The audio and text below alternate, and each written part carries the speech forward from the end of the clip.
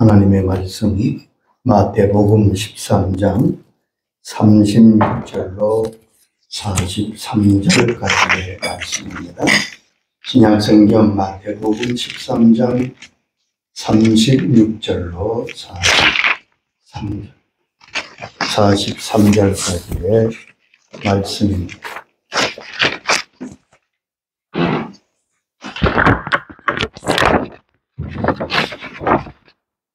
이에 예수께서 무리를 떠나사 집에 들어가시니 제자들이 나와 이르되 밭의 가라지의 비유를 우리에게 설명하여 주셔서 대답하여 이르시되 좋은 씨를 뿌리는 인자요 밭은 세상이요 좋은 씨는 천국의 아들들이요 가라지는 악한 자의 아들들이요 가라지를 뿌린 원수는 마귀요 추수 때는 세상 끝이요 추수꾼은 천사들이요 그런즉 가라지를 거두어 사는 것 같이 세상 끝에도 그러하리라. 그때 의인들은 자기 아버지 나라에서 해와 같이 빛나리라. 귀 있는 자는 들으라. 아멘. 예수님의 비유의 말씀 가운데 대표적인 말씀은 씨 뿌리는 비유의 말씀입니다. 비유란 어려운 진리, 이해하기 어려운 진리를 이해하기 쉽도록 어떤 것을 대비하여 가르치시는 그러한 가르침입니다. 아멘. 씨 뿌리는 비유는 천국을 이해하도록 주께서 말씀하신 것이지. 땅에 사는 우리가 천국을 이해할 수 있겠습니까? 그런데 주님은 씨 뿌리는 농부의 비유로 천국을 알기 쉽도록 말씀하셨습니다. 아마 주님께서 말씀하실 때 조금 떨어진 곳에서 농부가 씨를 뿌리는 모습을 보시면서 이 말씀을 하셨던 것 같습니다. 그리고 거기 앉아있는 모든 사람은 이 말씀을 통해서 천국을 쉽게 이해하고 받아들이게 됩니다. 오늘 읽은 가라지 비유의 말씀은 씨 뿌리는 비유의 후속품, 연속적인 말씀이며 후속적인 말씀입니다. 주님께서 말씀하셨지요. 어떤 사람이 자기 밭에 좋은 씨를 뿌렸습니다. 그리고 며칠 후에 나가보니까 종들이 와서 그러는 거예요. 주인님, 좋은 씨를 뿌리지 않으셨어요? 아, 뿌렸지. 나가보니까 밭에 좋은 씨앗의 싹만 아니라 가라지도 많이 자라는 거예요. 이때 주인이 말씀했죠. 아마 우리가 자는 사이 원수가 와서 가라지를 뿌렸구나. 종들이 말합니다. 주인님이 가라지를 다 뽑아버릴까요? 이때 주인이 말합니다. 가만두어라. 가만두어라. 가라지를 뽑다가 곡식까지 뽑힐까 하노라. 추수 때가 되면 내가 추수꾼에게 명령해서 먼저 가라지를 뽑아 불태우고 알곡을 곳간에 드리게 될 것이다. 그것이 바로 천국의 모습이라고. 그리고 그 해석을 말씀해 주셨습니다. 좋은 씨를 뿌리는 분은 인자고 밭은 세상이고 좋은 씨는 하나님의 자녀들이고 가라지는 악한 자의 자녀라고.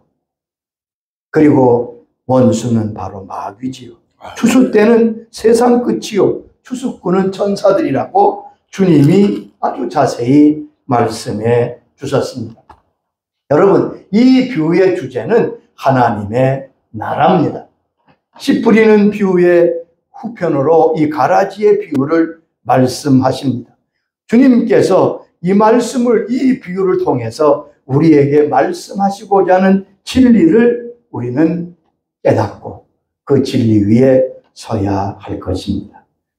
오늘 주신 하나님의 말씀, 주님의 비유의 말씀의 가장 중심적인 주제는 하나님의 나라는 말씀과 함께 임한다는 말씀을 하고 계십니다.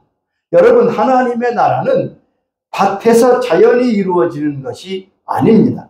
생태학적으로, 진화론적으로 되지 않습니다. 도덕이나 윤리나 수양으로 하나님의 나라는 이루어지는 것이 아닙니다. 하나님의 나라는 하나님의 말씀이 임함으로 시작된다. 그것을 주님이 말씀하시는 거예요. 여러분, 하늘나라가 우리의 천국의 근원입니다. 땅이 아닙니다. 땅에서 나는 것은 땅이요. 그리고 하늘에서 나는 것이 하늘에 있는 것입니다. 하늘로부터 주어지는 생명의 말씀의 역사가 우리 속에 들어올 때 천국은 시작되고 이루어진다고 주님이 말씀하십니다. 아무리 좋은 밭이라도 씨가 떨어져야 거기서 열매를 맺고 추수할 것 아닙니까? 즉 천국의 생명은 하나님의 말씀의 씨가 떨어짐으로부터 시작된다. 그것을 주님이 말씀하신 겁니다. 하나님의 말씀은 생명의 씨라고 성경은 말씀합니다. 베드로전서 1장 23절에 말씀하시지요. 너희가 거듭난 것은 썩어질 씨로 된 것이 아니요 썩지 아니할 씨로 된 것이니 살아있고 항상 있는 하나님의 말씀으로 되었느니라. 자, 우리가 천국 백성 되고 하나님의 자녀가 된 것은 하나님의 말씀인 이 귀한 생명의 씨가 우리 가운데 떨어져서 우리가 하나님의 사람 구원의 백성이 되었음을 말씀합니다. 우리 속에 떨어진 생명의 씨앗, 천국 백성 되는 그 씨앗은 바로 하나님의 말씀이라. 디모데전 후서 3장 15절에도 잘 말씀했습니다. 성경은 능히 너로 하여금 그리스도 예수 안에 있는 믿음으로 말미암아 구원에 이르는 지혜가 있게 하느니라. 성경은 구원에 이르는 지혜가 되는 말씀이라고요. 하나님의 말씀이 임함으로 하나님의 나라가 시작됩니다. 이 하나님의 말씀이 곧 예수 그리스도십니다. 요한복음 1장 14절 말씀이 육신이 되어 우리 가운데 거하심에 우리가 그의 영광을 보니 하나님 아버지의 독생자의 영광이요 은혜와 진리가 충만하더라. 말씀이신 주님 육신이 되어 이 땅에 오셨습니다.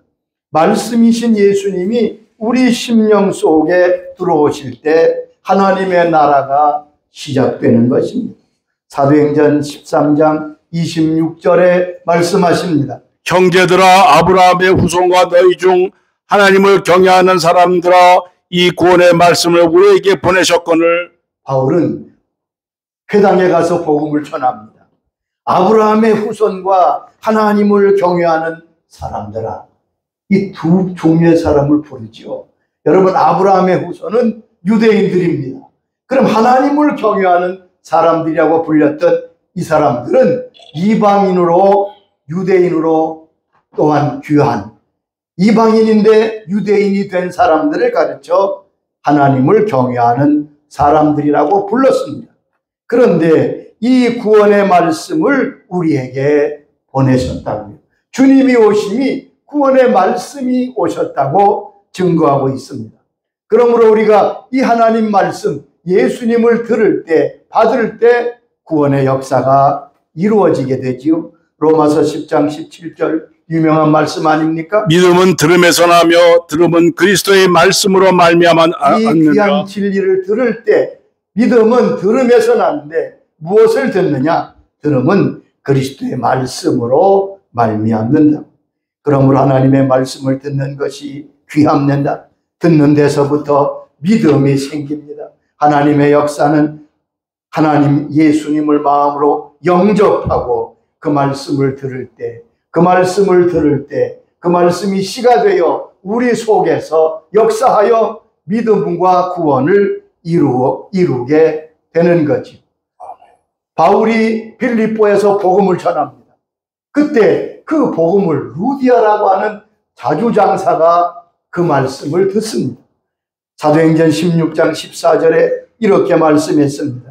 하나님을 섬기는 루디아라는 한 여자가 말을 듣고 있을 때 주께서 그 마음을 열어 바울의 말을 따르게 하신지라. 자, 듣고 있는데 주께서 그 마음을 열어서, 그 루디아의 마음을 열어서 바울의 말을 듣게 하셨다.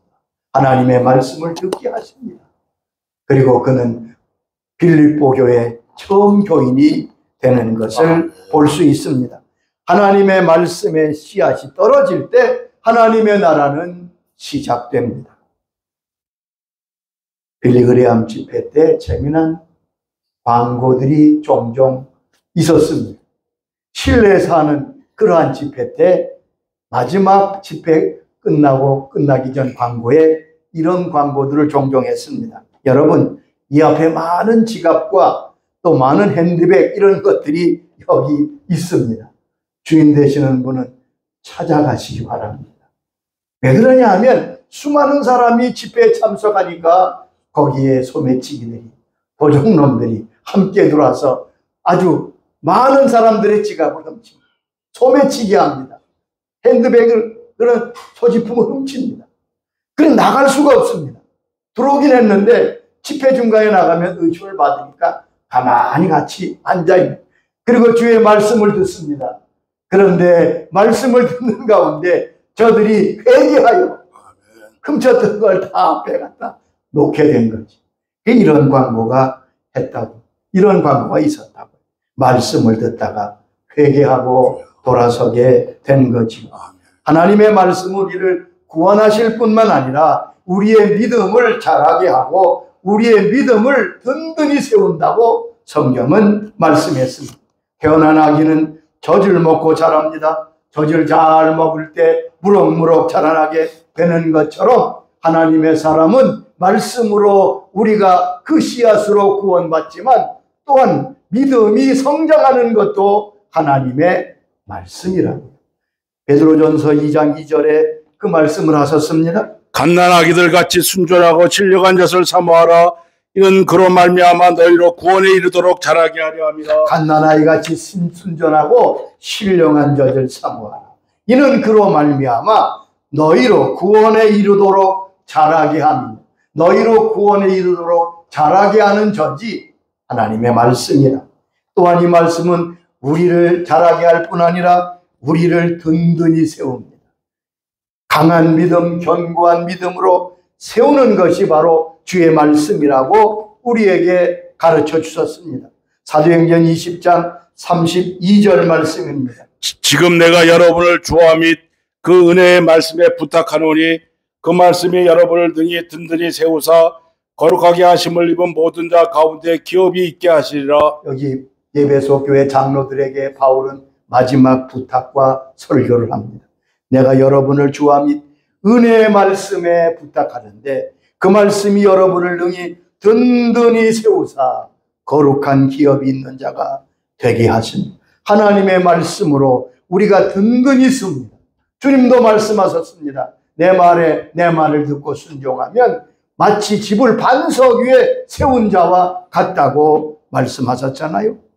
여러분, 그저 하나님의 말씀에 창념하는 것 없이 그럭저럭 교회를 몇십 년 다닌 사람보다 하나님의 말씀으로 단 1, 2년 잘 훈련받고 말씀에 집중한 사람의 신앙이 훨씬 든든해짐을 저는 지난 목회에서 많이 보았습니다.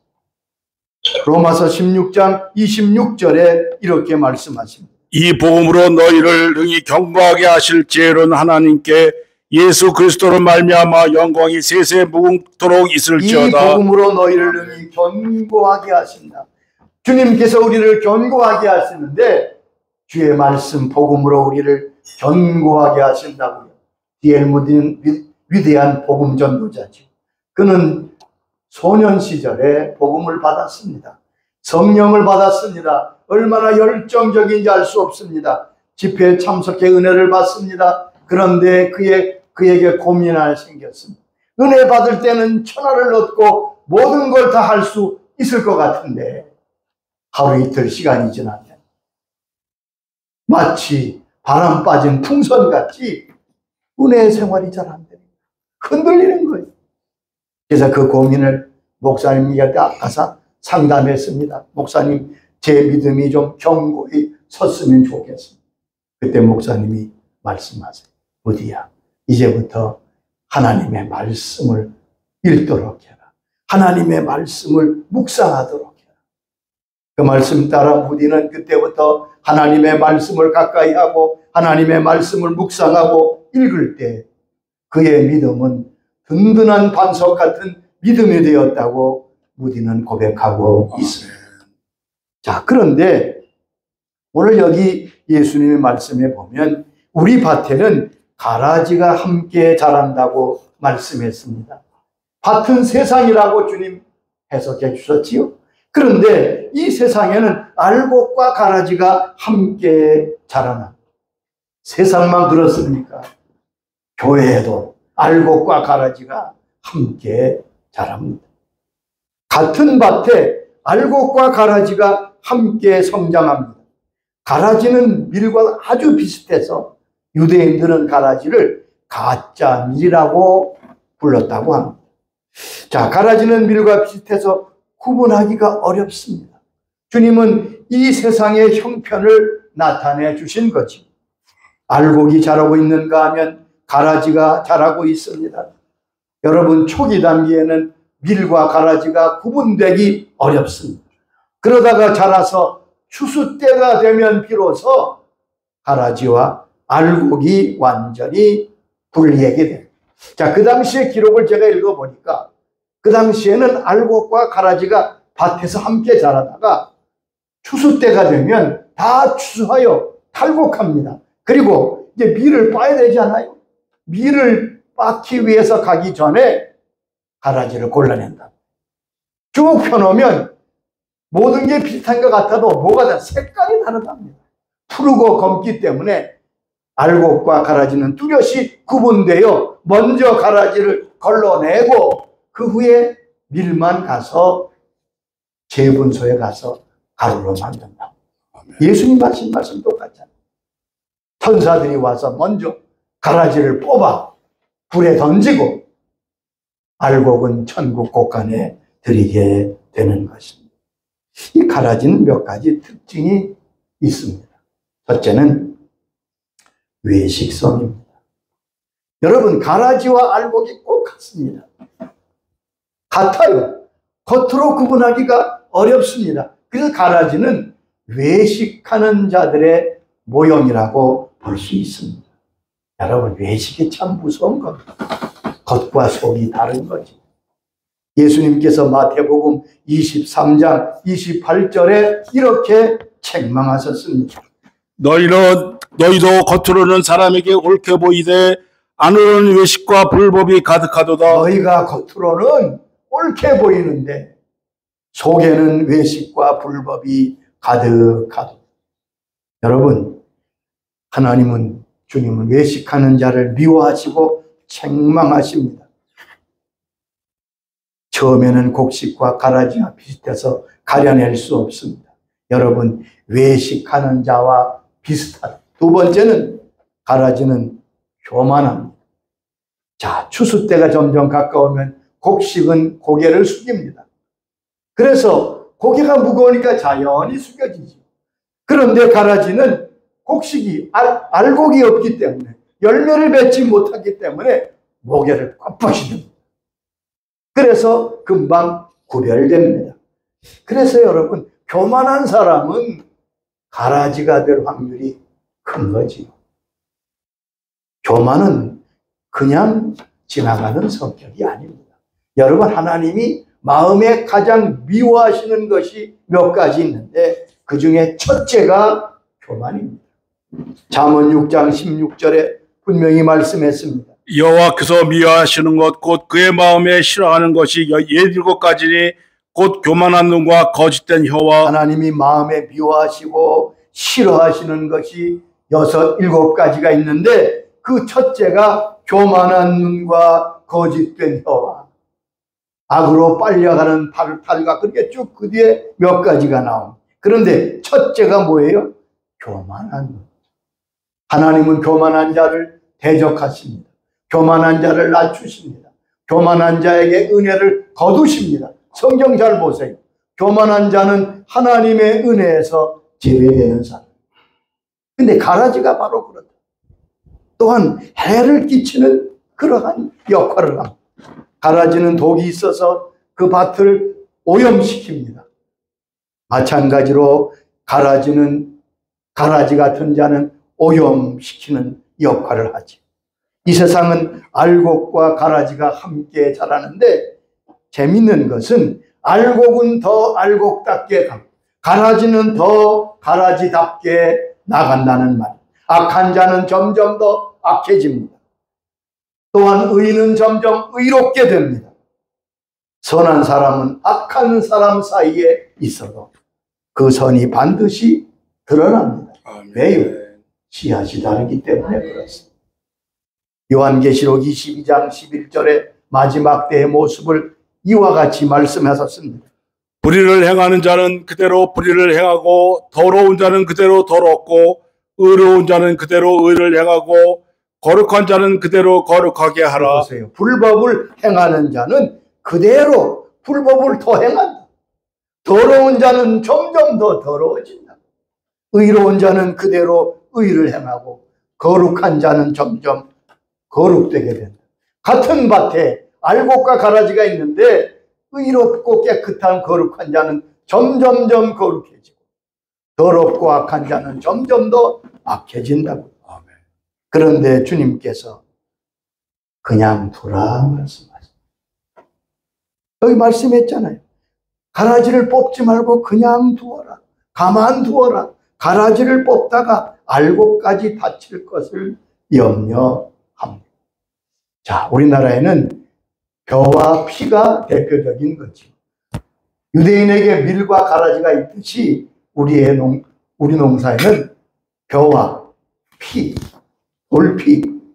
그런데 이것도 아주 비슷한데 농사 짓는 분의 그 말을 들어보면 벼와 피가 무엇을 보고 하느냐 하면 뿌리를 보고 합니다. 벼의 뿌리는 좀 붉으스름하고 피의 뿌리는 하얗다고.